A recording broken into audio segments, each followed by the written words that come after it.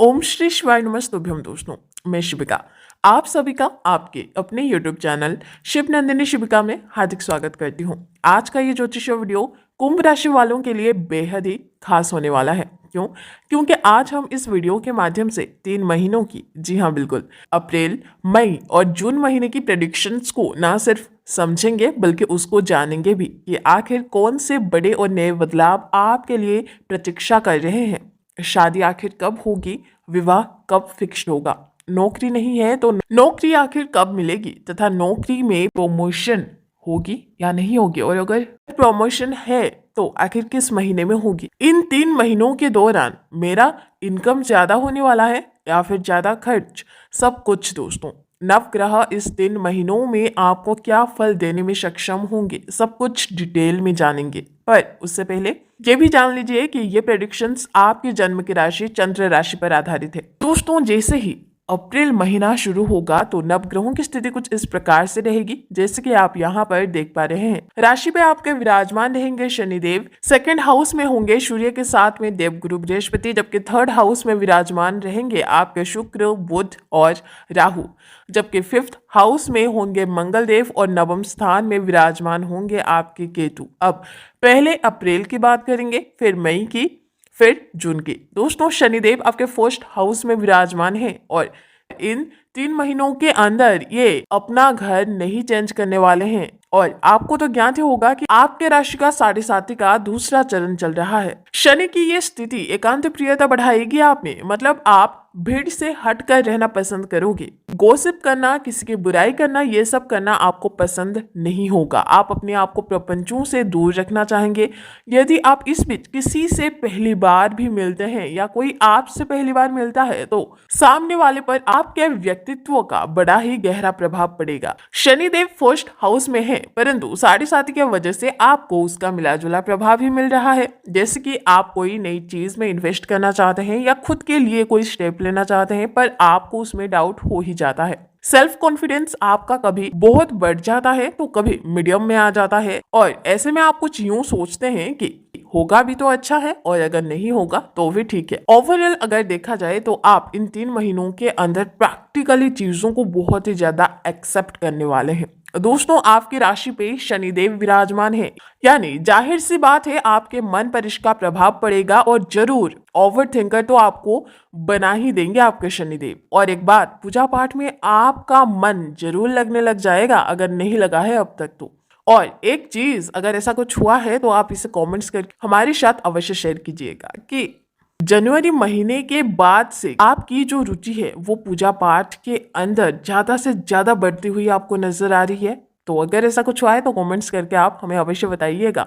ये सब शनिदेव के फर्स्ट हाउस होने की वजह से ही है दोस्तों, और ये चीजें आगे भी कंटिन्यू होगा, जो कि दोस्तों बहुत ही अच्छी बात है स्पिरिचुअलिटी में रहना या जो रह पा रहे हैं। क्यों? क्योंकि शनि एक ऐसे देव हैं जो कि कर्मों का हिसाब बराबर रखते भी हैं और देते भी हैं समय पड़ने पर। कर्म फलदाता शनि देव यूं ही नहीं कहा जाता दोस्तों उन्हें। तो अगर आप पूजा पाठ में ज्यादा रहते हैं तो आपकी शनि आपको अच्छे ही रिजल्ट देंगे, और स्पिरिचुअलिटी में रहते रहते आपके शारीरिक सौंदर्य जो है उसमें भी वृद्धि देखी जाएगी। जी हाँ दोस्तों, आपके सौंदर्य के साथ साथ आपके प्रभाव में भी वृद्धि करेंगे आपके शनिदेव। धीरे धीरे करके आपकी इनकम, आपकी जो इच्छा है, आप जो चाहते हैं उन सब पर काम करना शुरू कर देंगे। परंतु एक बात जरूर कहूंगी, अपने गुस्से, अपने जिद पर, अपने जजमेंट के लेवल को बैलेंस करके आपको रखना ही होगा। अदरवाइज अगर आप इन चीजों को अपने ऊपर हावी होने देते हैं तो आपकी परिस्थिति खराब भी हो सकती है। इसके अलावा इन 3 महीनों के अंदर आपके भाई बहन की आपसे खिटपिट बनी ही रहेगी, मतलब आपसे खुश नहीं रहेंगे। वो क्यों? क्योंकि शनि अपने नीच और तीसरी दृष्टि से अपनी थर्ड हाउस को देखेंगे। इस रिजल्ट आपके भाई बहनों के सुख में तथा आपके पराक्रम में कमी आ सकती है। वहीं 7वीं शत्रु दृष्टि से जब वो अपनी सप्तम भाव को देखेंगे, इस रिजल्ट आप अपने पार्टनर से कुछ अनसेटिस्फाइड जरूर रहेंगे किसी ना किसी वजह से, कि आप उन्हें टाइम नहीं देते या कुछ भी, पर किसी ना किसी वजह से आप अनसेटिस्फाइड होंगे जरूर। वहीं इन 3 महीनों में आपका आपके पिताजी के साथ जो बॉन्ड है आप दोनों का, उसमें कुछ प्रॉब्लम आ सकती है। आपके बिजनेस में भी कुछ इश्यूज, नॉर्मल इश्यूज हो सकती है। क्योंकि शनिदेव अपनी दशम शत्रु दृष्टि से आपके 10th हाउस को देखेंगे, तो थोड़ी कश्मकश आपका आपके पिताजी के साथ और बिजनेस में बना ही रहेगा। वहीं अब बात आपके सूर्यदेव की, जो कि 2nd हाउस में होंगे, पर उसके बाद आ जाएंगे आपके 3rd हाउस में। कब? 14 अप्रैल को। जी हाँ, और 3rd हाउस में आकर वो उच्च के हो जाएंगे। कब तक? 14 अप्रैल से 14 मई के बीच में। फिर सूर्यदेव राशि ट्रांजिट करके आपके 4th हाउस में चले जाएंगे। दोस्तों ध्यान से सुनिएगा यहाँ पर थोड़ा।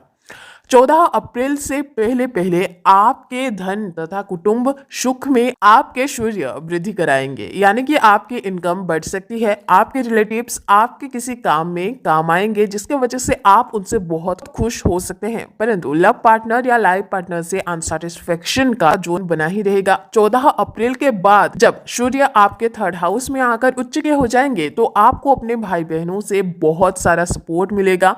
वो आपसे बेहद खुश रहेंगे। साथ ही बिजनेस के थ्रू आप बाकी क्षेत्रों में भी सफलता हासिल करेंगे। परंतु 3rd हाउस में रह के 7वीं दृष्टि से 9वां भाव, यानी कि भाग्य के घर को देखने से आपकी जो रुचि है पूजा पाठ में, उसमें कुछ कमी आ सकती है, जिसके वजह से व्यक्ति को सम्मान भी अधिक नहीं मिल पाता। इसके बाद जब सूर्य आपके 4th हाउस में आ जाएंगे 14 मई को, तो उसके बाद का जो टाइम पीरियड होगा वो कुछ ऐसा होगा जहां पर आपका जो रिश्ता है, आपका जो बॉन्ड है अपने माता जी के साथ, वो बिगड़ सकते हैं, या फिर उनके सेहत में कुछ दिक्कत आ सकती है, या फिर आपकी और आपकी माता जी के बीच में कुछ ऐसी चीजें हो सकती हैं जिनको लेकर आप दोनों में बहसबाजी भी हो सकती है। वहीं अगर आप कोई प्रॉपर्टी, लैंड या जमीन या कोई नई वाहन, स्कूटी, कार वगैरह खरीदना चाहते हैं, तो ये सब खरीदने में आपको प्रॉब्लम आ सकती है 14 मई से 14 जून के बीच में। परंतु इसी बीच आप खरीदने के बारे में भी सोचेंगे, पर अगर आगे बढ़ेंगे तो कठिनाइयों के साथ आप खरीद भी सकते हैं। अब बात आपके देव गुरु बृहस्पति की। गुरु आपके 2nd हाउस में है, परंतु 22 अप्रैल को 3rd हाउस में चले जाएंगे और पूरे 3 महीने तक आपके वहीं 3rd हाउस में ही विराजमान रहेंगे। दोस्तों 22 अप्रैल से पहले धन और रिलेटिव का पर्याप्त सुख आपको मिलेगा। वहीं इस बीच अगर आपकी कहीं पर कहा सुनी हो जाती है या फिर लड़ाई वगैरह हो जाती है, तो चिंता मत करिएगा। क्योंकि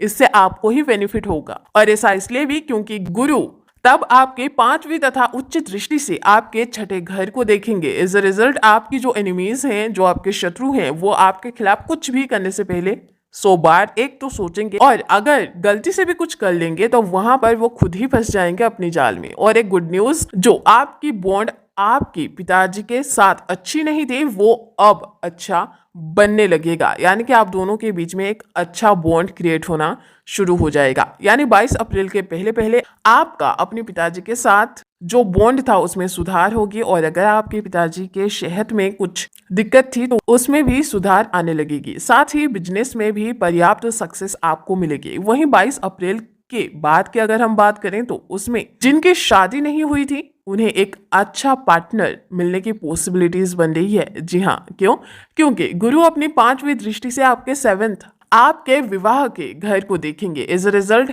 सुंदर स्त्री या सुंदर पतिदेव तो गुरु मिलवाते ही हैं, साथ ही जिनका दैनिक इनकम होता है उनकी इनकम में भी ग्रोथ देखने को मिलेगी। मैरिड लाइफ तो देव गुरु बृहस्पति अच्छा बनाएंगे ही, साथ में विवाह का भी योग बनाएंगे।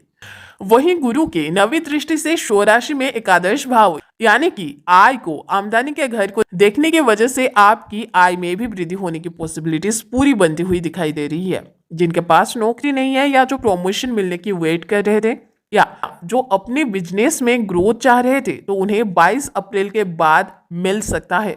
नौकरी हो या प्रमोशन हो या सेविंग्स हो, पर आमदनी बढ़ेगी जरूर, और एक से ज्यादा इनकम के सोर्स भी बनते हुए नजर आ रहे हैं। क्योंकि देव गुरु की दृष्टि आमदनी के घर पर पड़ेगी आपकी 22 अप्रैल के बाद। तो इन 3 महीनों में आपकी जो आमदनी है, जो आपकी जो आय है, आपकी जो इनकम है, वो बढ़ती हुई नजर आ रही है। और इन 3 महीनों के अंदर आप फाइनेंशियली काफी अच्छे से ग्रो करने लगोगे। साथ ही इन 3 महीनों के अंदर शादी होने की भी निश्चित ही रूप से योग बना रहे हैं आपके देव गुरु। अब बात आपकी राहु और केतु की, जिनके कोई परिवर्तन नहीं है इन 3 महीनों के अंदर। राहु आपके 3rd हाउस में और केतु आपके 9th हाउस में। कोई भी ग्रह कहीं भी हो, उच्च का हो या नीच का हो या कुछ भी हो, परंतु राहु 3rd हाउस में हमेशा हर सिचुएशन में और हर एक कंडीशन में अच्छे ही माने जाते हैं। आपको खाली नहीं बैठने देंगे, कुछ ना कुछ करवाते जरूर रहेंगे आपसे। पर एक बात जरूर कहूंगी, इन 3 महीनों के अंदर राहु की कोई चेंज नहीं है, परंतु आपके जो भाई बहन हैं वो आपके ऑपोजिट हो सकते हैं किसी ना किसी वजह से या फिर किसी ना किसी डिसीजन के वजह से। एक अच्छी बात यह भी है कि आपको इन 3 महीनों में कोई हरा नहीं सकता, यानी कि आपके पराक्रम को अत्यधिक वृद्धि करेंगे आपके राहु 3rd हाउस में बैठकर, जो आपको किसी भी फील्ड में कहीं भी हारने देगा ही नहीं। और एक बात, राहु जब 3rd हाउस में होते हैं ना, तो वो इंसान को बहुत कुछ सिखा भी देते हैं, चाहे वो रिलेशन के मामले में हो, बिजनेस के मामले में हो या फिर किसी और फील्ड में क्यों ना हो। जिन चीजों में एक व्यक्ति का इंटरेस्ट होता भी नहीं है, वो सारी चीजें भी उस एक व्यक्ति को समझाकर सिखाकर राहु 3rd हाउस से चले जाते हैं। और केतु 9वें स्थान यानी कि आपके भाग्य के स्थान पर रहकर आपके आध्यात्मिकता को बढ़ा देते हैं। अब बात आपके बुध और शुक्र की, जो कि आपके 3rd हाउस में है। शुक्र 4th हाउस में आएंगे 6 अप्रैल को। माता जी से आपका जो बॉन्ड है वो बेहतर होना अब शुरू हो जाएगा। वाहन, लैंड, प्रॉपर्टी वगैरह खरीदने का भी योग बनाएंगे आपके शुक्र 4th हाउस में 6 अप्रैल को आकर। कंस्ट्रक्शन, बिल्डिंग, डिजाइनिंग, इंटीरियर या वास्तु से रिलेटेड अगर आप काम करते हैं तो आपके शुक्र आपके काम को स्ट्रॉन्ग करेंगे, मजबूत बनाएंगे। ओवरऑल बात की जाए तो सुख सुविधा से रिलेटेड चीजों को बढ़ा देंगे। जबकि बुध ग्रह आपके अप्रैल और मई महीने में आपके 3rd हाउस में ही रहेंगे। दोस्तों, आपको अपने भाई बहनों से तथा अपने बच्चों से आपको थोड़ी बहुत दिक्कत, थोड़ी बहुत परेशानी हो सकती है विद्या बुद्धि में, यानी कि विद्यार्थियों के लिए समय मीडियम रहेगा। मन आपका डाइवर्ट होगा, लव रिलेशन में ज्यादा फोकस रहेगा। वैसे तो रीजन तो मैंने पहले ही बता दिया है कि गुरु की स्थिति कैसी है, पार्टनर तो मिलेगा ही। बाकी अगर बात करें आपके मंगल देव की, तो वो विद्यार्थियों का मन पढ़ाई में लगाने की पूरी कोशिश करेंगे, परंतु जब मैटर ही लव रिलेशन का हो तो उसमें मंगल देव भी क्या ही कर सकते हैं। परंतु एकादश भाव को देखने से आमदनी में ग्रोथ जरूर दिलाएंगे वो आपको। तो ऐसे में अब सवाल आता है कि आखिर क्या उपाय करनी चाहिए। शनि बीज मंत्र का जप करें या हनुमान चालीसा पढ़ते रहें। अगर इतना भी नहीं कर सकते हैं तो कालों के काल महाकाल के शरण में रहें, बाकी सब भोले बाबा खुद ही देख लेंगे। तो प्यार से कमेंट्स में ओम नमः शिवाय अवश्य लिखिएगा और चैनल को सब्सक्राइब करके हमें सपोर्ट करना बिल्कुल मत भूलिएगा। धन्यवाद।